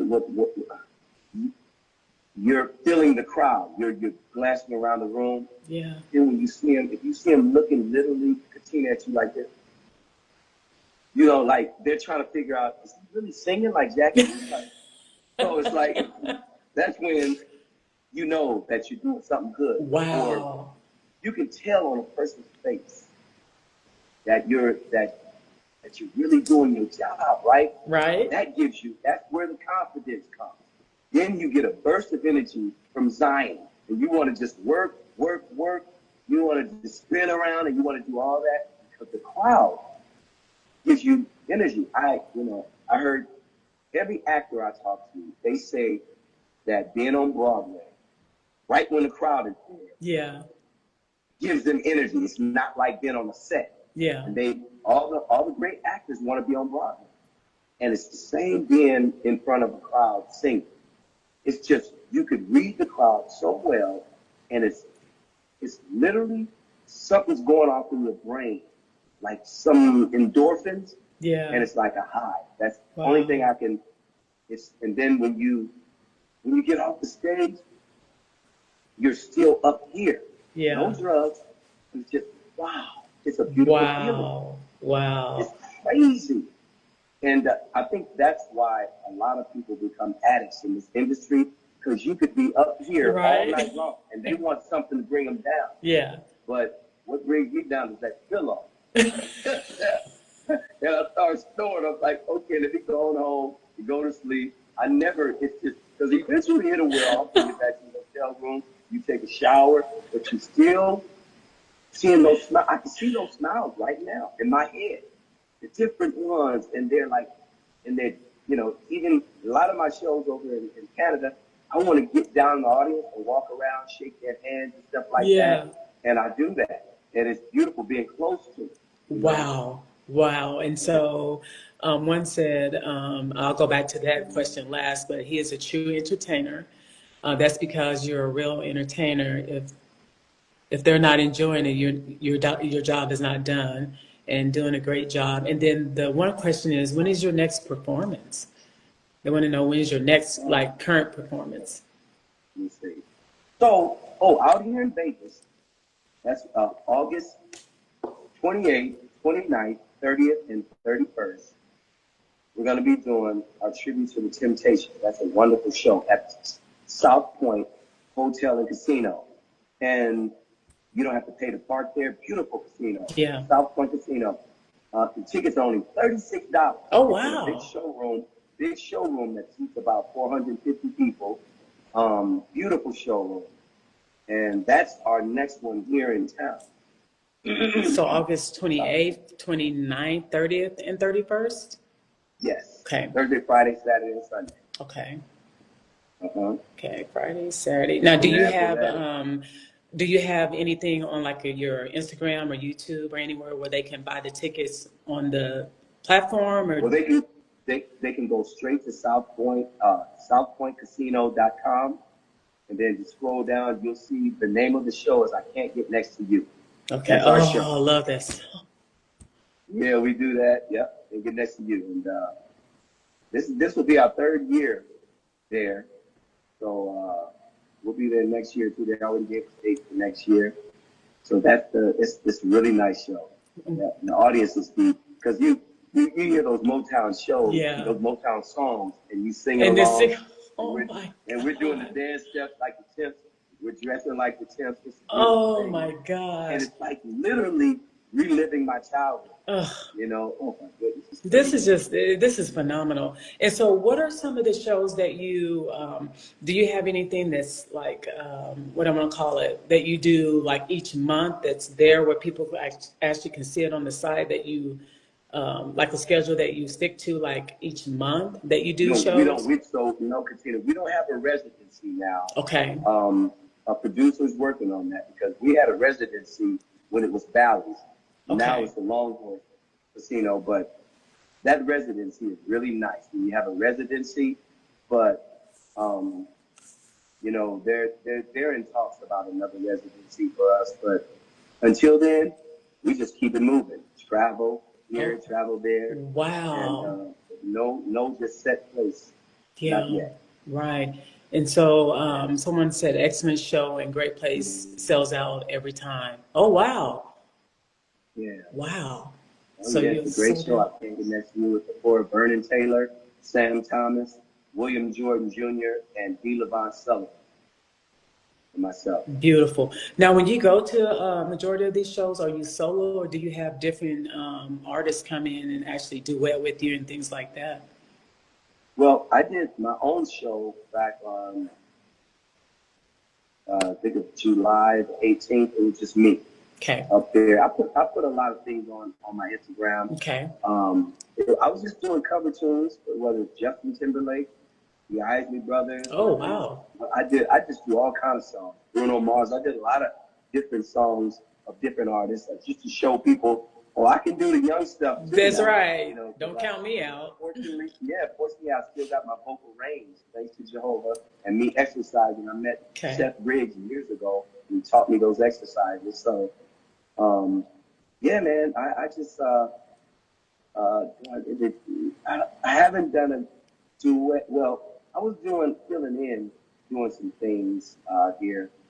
It's called Motown Brunch, and I did some duets with Ariel Knight and um, and the other girls. Um, My friend Tanja Jones put that on. There's Motown Brunch yes, every I saw Sunday, that. Saturday and Sunday. Yep, I over at saw that. uh, the name of the hotel and casino. Huh. Someone said, I forgot. Come to Cali again." Yeah, I'll. Yeah, you know what? I'm in talks of doing something in Beverly Hills with this. Herb Alpert owns a place called Vibrato, and I'll Okay. let y'all know. My friend who I was singing with last night, Crystal Starr, she's performing this Friday at Vibrato. So I want. It's a classy club. You ever been Wow. there? I have not. Okay, I yeah, have it's not. If you beautiful. put it up there, let me know. I will I definitely will. make I will, sure. because I want to go there. Yeah. Everybody in LA wants me to come there, but it's got to be the right venue. Right. And my dude Julian Miranda said this is the right venue for me. So I'm in talks with doing it right now. I'll let everybody know. Oh, wow. Beautiful. Beautiful. This is exciting. And then tell me a little bit about the Tonettes. Well, the Tonettes, they grew up in the gospel church. And so this is kind of like a new thing for them, even though they've been doing it a long time, but they come up very strict. Marlene O'Neill and my friend, I'm tripping, my mind is Kathy Borges, Yeah. and the third girl is Selena Gomez.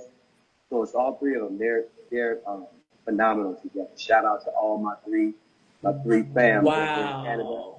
So they do it all, and so we don't just stick to Motown. They do Aretha. They do, um, man, they do a lot of. We go kind of just like James Brown was never on Motown, but I do a James Brown tribute. Yeah. On that.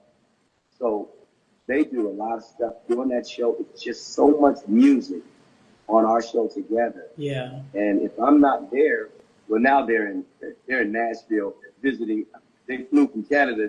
No, they drove to Nashville to go to see Elvis Presley's Graceland. Oh, So wow. Right. Marlene and Kathy are cousins. So they Okay. grew up together as kids, and so they're and their husbands. They're all over in Nashville for the whole week, and Wow. they're having fun. But they'll be happy you asked about them. They're talented girls, Oh you my know. gosh. I seen a few of the posts on your, was it Instagram? Facebook or Yeah. Instagram. I'm like, wow. Like just you guys Mm-hmm. just together is just it's phenomenal. And then you just Oh, solo just bringing it, just bringing it in every show is just amazing. It's oh really yeah, it's a amazing. classy show because Yes. after the first half, I love if we take an intermission.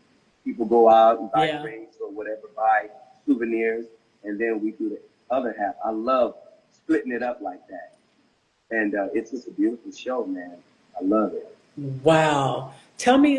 me a little bit about the albums you have put out there. I want to hear, and the viewers want to hear a little bit about what you have that you've actually put out there from the past. Yeah, the very first album I put out was called Moana, and that was on Constellation Records. It was a subsidiary of Solar, ran by Dick Griffey. And Okay. I have the tune out. It's on YouTube called Belinda. Belinda, hey, Belinda, Yeah. oh Belinda. It's still big in Nigeria. I didn't even know until Jeffrey Daniel, who was living in Nigeria, Uh-huh. told me. He said, "Grady, they play it every day." And so I put Wow. that out back in '83, and it was one of the first videos to ever play on BET when they first started. So then, fast forward to 1988, I worked on my "Come Play with Me" album with RCA Records, and Sticks and Stones came out in January of '89, and then that album, you can find all these albums on YouTube. YouTube. Because I Okay. don't, only one you can find on iTunes is Moana, Okay. Mwana, Moana, which is my middle name in Batiki. My middle name is Baby, Baby Harrell, Uh, and in Batiki language is Moana. wow. Yeah. Wow. So Phenomenal. yeah, and then the next album, yeah, Sticks and Stones video was on YouTube. The fun video from that album is on YouTube.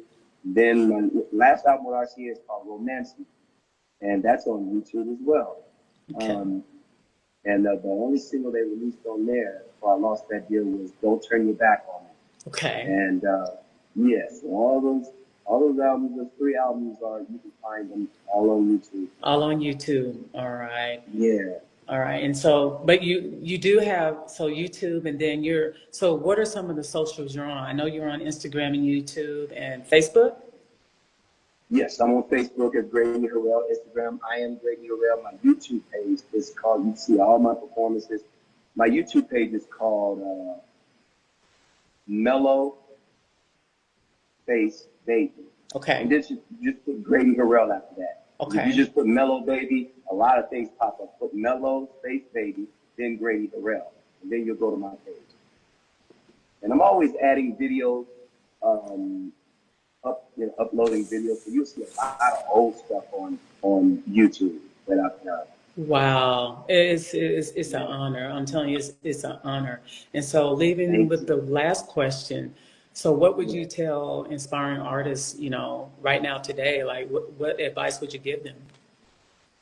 I would say um, the recording end of the business is they judge you by your last hit. I think that performing in front of people, whether you do plays, whether you do with a band, if that's your thing, that's me. I grew up in that Yeah. era, always working, doing live shows. That's my thing right there. Yeah. Um, it that turns into other things. But if you know how to perform, you can do anything. You can do special appearances on TV. You can do Yeah. so many things, but you got to know how to command an audience. You have to. So I say, continue to perform to the youngsters, man. You know, continue to learn how to perform. I told my sons that you got to know how to move. You got to know everything. You can't just get out there, sing a song, and be so boring and stale. You don't know how to move. That's a joke. You got to be able to tell a You, story with your body. and dancing, just standing still, you know. Oh You yeah, look, like you yeah, said, you look at the Bruno Marses and the Marios and Chris Browns and all of yeah. them, like they on one end, and Beyonce's, they're on one end to the other, you know. Right. And like you Yeah, said, that's how you got to learn how to yeah, do. yeah, Yeah. stamina. So do you find And it, so when you're, and I said last question, but man, you keep bringing in some great stuff. So when you talk about moving the audience in the stage, do you find yourself like, is it more just the energy, the vibe that you're feeling, so you don't feel tired? Do you feel like you got the strength to do it, or do you push yourself to do it? no, it's the only way I could describe this, Katina, is that there's a fire lit up in me. Yeah. And so, Wow. and I tell you, but it feels like this. Because when you first get out on the stage and the lights hit, you got butterflies. Like let's hurry up and get on and do this. Like I'm tired of waiting. Yeah. And then you finally get out there, and then it starts going with each song, like boom. And at the top of the show, it's just boom. So it grows when you're out there from that first in the lights, and don't let it be a great light show. It's Right. like, oh my goodness, it's a drug, a beautiful Wow. drug, a musical drug that I cannot describe. You gotta live it, and you can't help but move.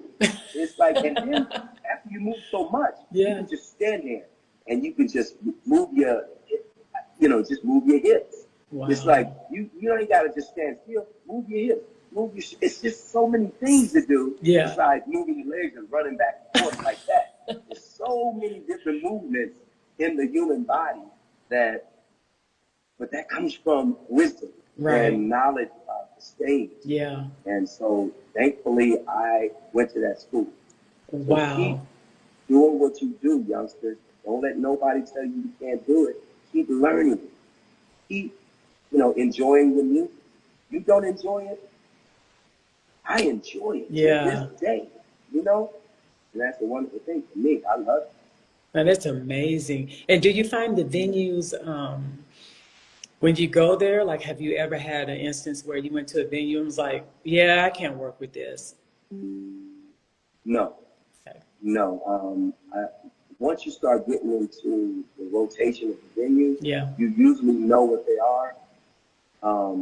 And if you see one that you don't like, which I haven't even thought that in a long time. Yeah. In Canada, I've been in so many different theaters, and all of them are different. Some of them are older, Yeah. but it's your job. It's like, I'm going to get out here and do what I do. I don't care if this theater is 80 years old. Some of them are newer and they're more beautiful. The Yeah. backstages are so much more beautiful, but the audiences, that's the thing. Forget about the theater. If they Wow. come to that show, the audience is the one you want to please. You don't want to Right. be pleased by a theater. Like, come on, I'm gonna be 2 hours in this place, maybe 5 because of sound check, eating, Right. and then I'm gonna Right. do my show, and I ain't gonna see the theater for a long Make time. my money and get out of So here. exactly. So do you like the I theater? Who love it. cares? I got to get that space. That's the only way I can put it, man. I got to get that space, man. I ain't thinking about that. I ain't got to live in that theater. That's real talk, man. I can't make it more real than that, you know? Oh my God. You're like, forget it. I don't care if I have to go out here and make believe Right, that I like it. Oh my right. gosh. This is Yeah, awesome. Once yeah, again, everybody, please follow this phenomenon, and I will definitely make sure that I get this on Instagram and on my YouTubes and yeah, things like that. And I'm going to be following you, tracking you, putting stuff out there. So if you see, something coming on, who put that out there? yeah, It's going to be yeah, me. yeah. That's Because cool. that's what I love. I love like getting things out there. What people Yeah, respond, who knows? But hopefully, that just keeps bringing the vibes. Just keep bringing that.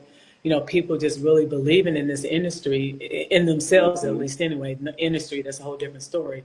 But in Yeah, themselves, and like you said, knowing that yeah, we can do this.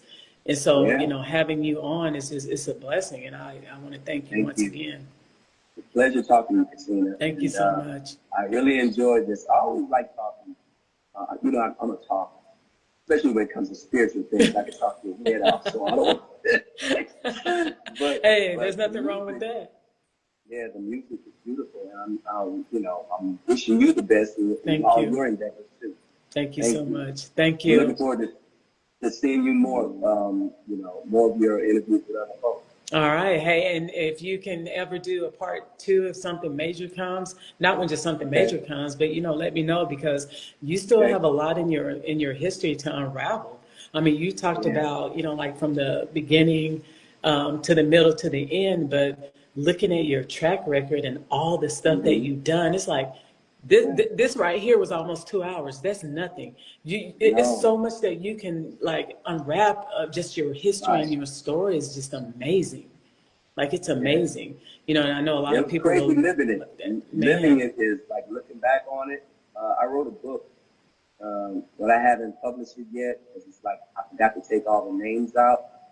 Oh, But I don't know how that is legality, leaving everybody's name in there, yeah. but it's very interesting.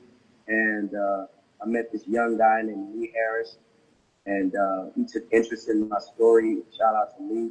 And he wants to do a documentary on my life because he's like, up and coming singer in his 20s. Wow.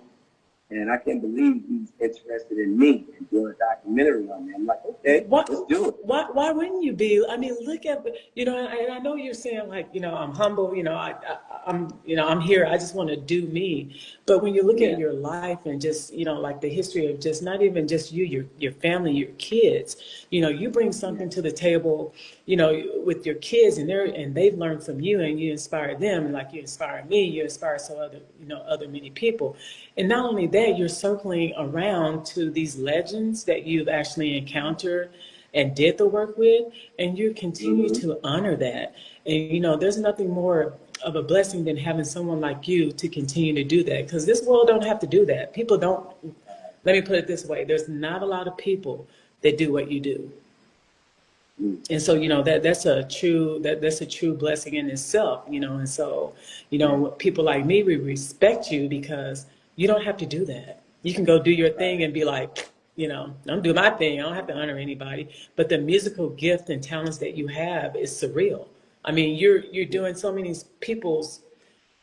I mean, you know how to like contribute these people, and it's like, how do you have that gift to like sing like so many people and move like so many people? No, that Mm. doesn't come across every day. Somebody may have one genre or one thing, but you've got Mm-hmm. so many. I mean, that's a legend to be told. Yeah, that's crazy how I stumbled into all that. But now, and I'm happy with, Yeah. it's like how you're in a movie and you're playing a character. Yes. You So that's how it is when I go on stage. I'm playing a character of Jackie Wilson, what I think he would be doing, or Michael, Wow. or the other artists that I do. It's like literally that is the most fun. I think that just being Grady, Harrell, had I had a big album and constantly going on tour, just being me, Yeah. I'm just so, it's like living a dream now, being other people.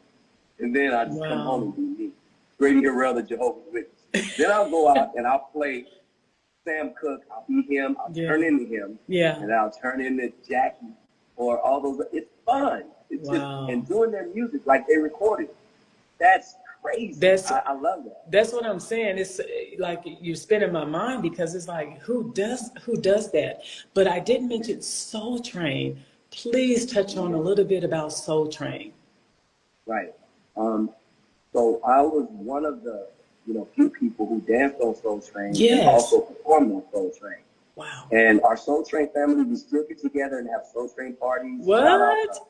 all my Soul Train people who's still here. Yeah, it's so much fun. We get together and and it's just seeing how everybody ages so beautiful. I Yeah. mean, and they're still dancing. So being on that Soul Train show, which was literally right up the street from my house on La Brea and Sunset, La Brea and I think it was Sunset. Uh, it was at the A&M studios that we Uh-huh. recorded. And Saturday and Sunday, we record both days, but 4 shows. So we record 4 shows, you know, it came on every Saturday. So we record 4 shows in 2 days. Oh, wow. So dancing and meeting all the artists, Katina. Oh my gosh. And we're kids. We're like, oh my goodness. You know, I didn't dance on it like the rest of them religiously. Yeah. I was pursuing a career of my own. But it's just a party. All I can explain is it was a big party for 2 days. Wow. And we would get there like 9 in the morning and then leave till like 8 o'clock at night. Wow. So on Saturday and Sunday, it was memories that I tell you, they live in my mind and my heart. And every time I see all the people together, we're reliving our childhood. That's at our amazing. Soul Train parties. Yep. Wow. And you know, Soul Train, oh, I used to love that show. I mean, like that it was like Me no too. other. I loved it. It was people like us. You could see us Yes. performing and Yeah. us dancing. Oh, yeah, it was fun. What was it? Was it tough, like for Soul Train? Because you know, a lot of people wanted to get on. So you know, like it was like back then, Soul Train was like the know it. somebody. Yeah. You had to know somebody always. But I started off jumping over the fence. Me and Andre and Daryl Ross and Rusty, Greg Hanley. We all was jumping the fence until we started knowing that Chuck Johnson. Chuck Johnson was rest in peace, Chuck, was the dance coordinator. So he would choose who to go on the risers, and he was doing his documentary of working with Don Cornelius and Dick Rick. And we were all there supporting him. So there's footage of all of us filming. I think we stopped filming about 2 years ago. We just got so much in the can. And I think his wife, Lynn, is going to do something with that footage. Wow. We turned it into a story. Chuck had such a story that wow. crazy. But yeah, wow. we are all, you know, wow. trained. Oh, God, we were having so much fun. This is amazing. Jeffrey Daniel, Jody Watley, Sharon Hill, Thelma. It's just so many, Lil Joe Chisholm, so many, Demeter Joe Freeman. Yeah. Oh my goodness, all these iconic Soul Train people who I love to this day, you know? Wow. Yeah. And so when you talk about the documentary that, you know, is one, you know, in the making, is it going to be like a memoir or a documentary, or are you going to do, like, do you have any books that you're looking to kind of bring out in yourself? Yeah, you know, I wrote a book about my life. It's gonna be about my life. Okay. Just briefly, I told you about it, but there's so much deeper stuff in there. So I let this young guy. I sent him the PDF file of my book, and even my sons, they read it and say, "Pops, this needs to be. It can't be a movie. It's got to be a series about your life, because it's crazy." And I ended my book 25 years ago. My son Grady's like, "Dad, you need to write another book for the next 25 years. Yes. Here." And I'm like, yeah.